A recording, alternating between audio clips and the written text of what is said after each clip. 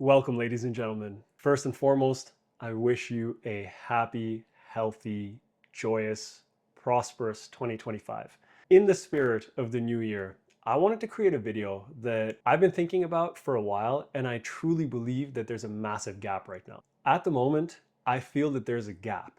Now, if you take a look at your screen for a minute, I feel that at the moment, there is a lot of information out there, and please, you'll get used to my writing as we go. I know it's chicken scratch. There's a lot of information out there. In my opinion, there's a lot of Netflix type content. It's on the go, on demand. You can pick and choose what you want. Now, for entertainment purposes and information like gathering purposes, I think this is great. But if your goal is to maximize your potential, or it's to achieve a certain rating or level or ranking or win titles, whether that's a junior national title or state or provincial title or an international title or a master's title, whatever it is, if this is your goal, in my humble opinion, I don't think that that is getting you to the level that you need. Now, knowledge, this is an interesting phase. Knowledge, I've heard most of my life, is power. But knowledge is actually potential power, because what you do with it, how you apply it, how you internalize it, what perspective you take from it, whether you bias it or not, all of these factors impact how powerful that knowledge truly is. And in the case of squash and learning, you might have libraries, and this is going to be my visual for stacks and stacks of data. You might have libraries of information and knowledge, but if you do not know how to translate it effectively and take the bits and pieces that are relevant and specific, and they are sequenced a particular way that makes sense for you based on your learning journey and path and development. If you don't know how to translate this stuff effectively, that knowledge that you're getting, that information that you're getting, is unfortunately moot to a certain extent.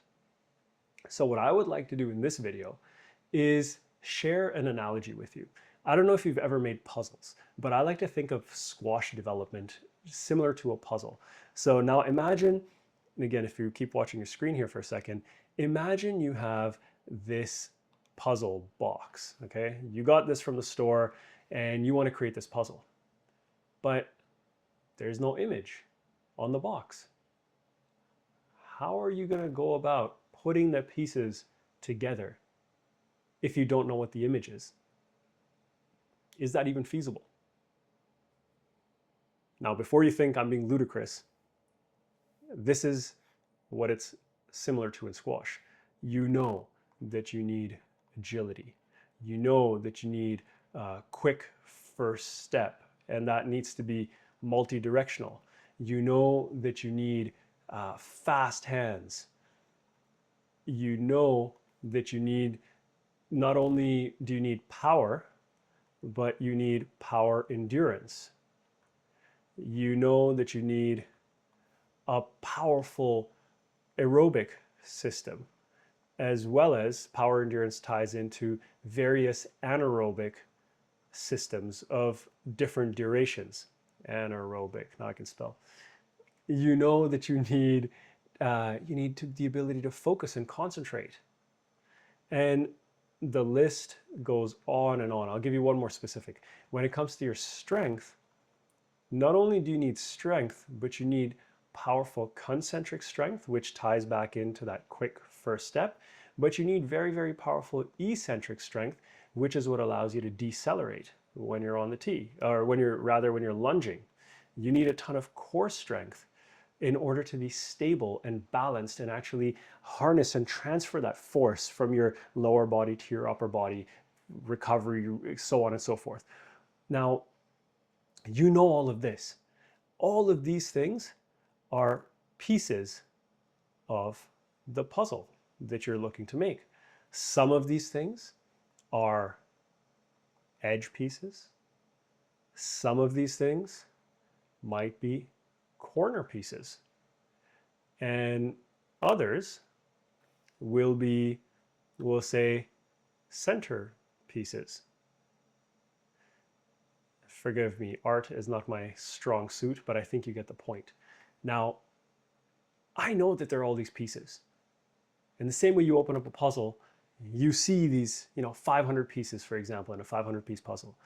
But if I don't know what that image looks like, if I don't know what I'm trying to actively create, none of these pieces over here that we just spoke about are going to fit and come together and produce that lovely, beautiful picture and give us the satisfaction of following this process and then achieving this phenomenal result. We're not going to get that because we don't have clarity of what we're actually trying to create.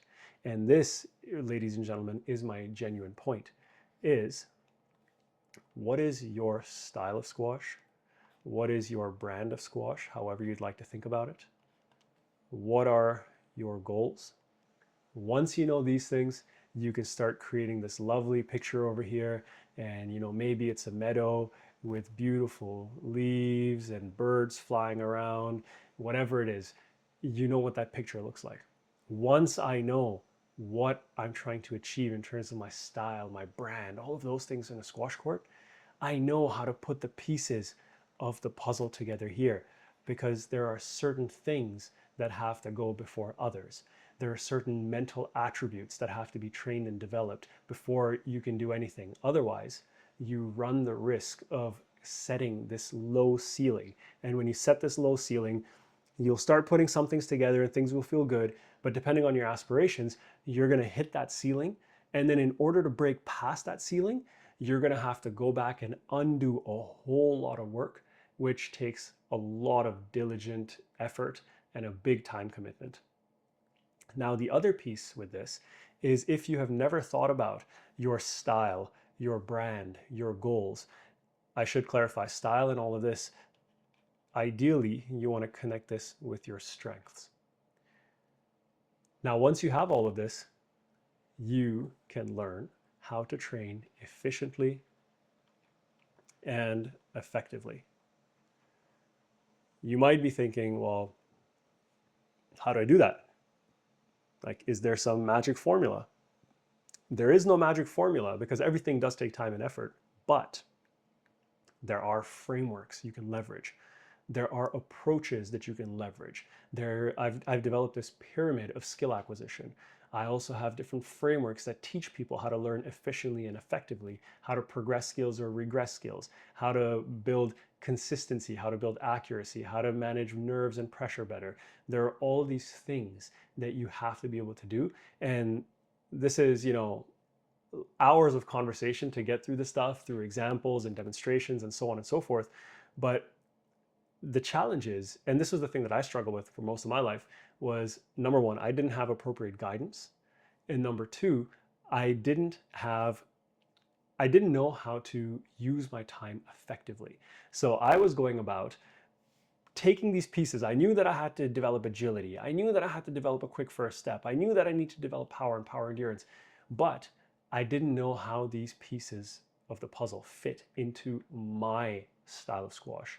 I didn't know, and I honestly didn't know a lot of the pieces of the puzzle. There were pieces that were missing in my mind, which I eventually learned about, because you only have a certain knowledge base, and then the goal by watching videos and talking to coaches and being mentored is that you gain more and more pieces, and then what you think was actually the puzzle turns out that there's a far greater puzzle and picture that you weren't even aware of in the past. And then it becomes even more beautiful and majestic and so on. So the idea here is, how do I train efficiently and effectively? There are frameworks. If you are busy, you're a student, you have commitments with school, you don't have all the time in the world to sit and figure this out over the next 5 years or 10 years. If you're a working professional and you're seriously committed to your career, or you are a working professional and you have a family, I know how much little time you have because I live the same life. But there are ways to still continue to get better by optimizing your approach to training. Without going crazy with volume, you can still get significantly better no matter your age. I've worked with people in their 60s and even in their 70s, and even the 72-year-old gentleman that I coached for almost 2 years significantly improved his rating and went up several boxes in his box league. Now, did we work on making him faster and fitter? We kind of knew that he's got a bit of a limitation in terms of his speed capacity. Does that mean we didn't do any fitness? No, of course not. We did a ton of work on fitness and agility and hand-eye coordination and strength and stability, because those are things to maintain as you get older. But we worked a ton on his pattern recognition, on anticipating and reading his opponent, what patterns work best for him based on his movement, how he can try to make minor technical adjustments to suddenly open up 3-4 more options, how to start thinking about the game in different ways based on patterns played in the past and opponents' patterns and their movement tendencies and shot selection and so on and so forth. So the point I'm trying to make is get clear on your picture. Get clear on that puzzle that you're trying to build. Then you need to understand all the pieces that are involved. Then you need to understand which one is a corner piece versus a side and edge piece versus a center piece. And then which ones do you build first, second, third, and fourth? How do you put them together? What's the best strategy to bring the picture together in the most fun and efficient way possible? These are the sorts of things you need to really think about when you are consuming your YouTube videos. Now, if you want to learn all these things and all these frameworks, over the last 6 months, I've been spending tons of time putting together this course. And this course walks you through everything from my frameworks about how to learn efficiently and effectively. There are benchmarking tools in there and tracking tools for your skills. There are meditations on working through mental strength, maintaining focus and concentration, how to win when you're, and how to deal with pressure when you're feeling a lot of nerves and anxiety. To videos on most common errors from technical specifics on court, to squash plays, and like solo videos, my favorite solo hitting videos, ball machine work. Then this is the money. I'm not going to tell you what the money is. There's a secret. This is something that no one else is doing, but I've created in this platform, which is going to take your learning and your practice to the next level. So if you're interested in any of this, send me an email at ahad@arperformance.com and I'll tell you more about it. Now, this isn't meant for everyone. It's still a premium price product, but it is something that is more accessible than my time one-on-one, and it basically gives you all of the knowledge and information I share with the one-on-one students that I have. The other big thing is that we are going to have group Zoom coaching calls, so you still have access to me at least a couple of times a month in a live face-to-face interaction, in addition to the community outside of that, where you can ask all your questions and we go through a whole bunch of stuff, and I'm going to keep sharing stuff with you to kickstart and boost your learning over time. Folks, take this advice. I share it with no expectations of you coming and signing up for the program. I genuinely want you to get better. But if you are that serious person who wants to get feedback on their game, because that's part of it, and you're that serious person who wants to have interactions with me, and you want to learn my frameworks for how to get better faster, the program is for you. Ladies and gentlemen, if you have a question, drop it in the comments below. If you like the video, please give it a thumbs up. Please subscribe to the channel, and I'll see you in the next one. Take care. Bye.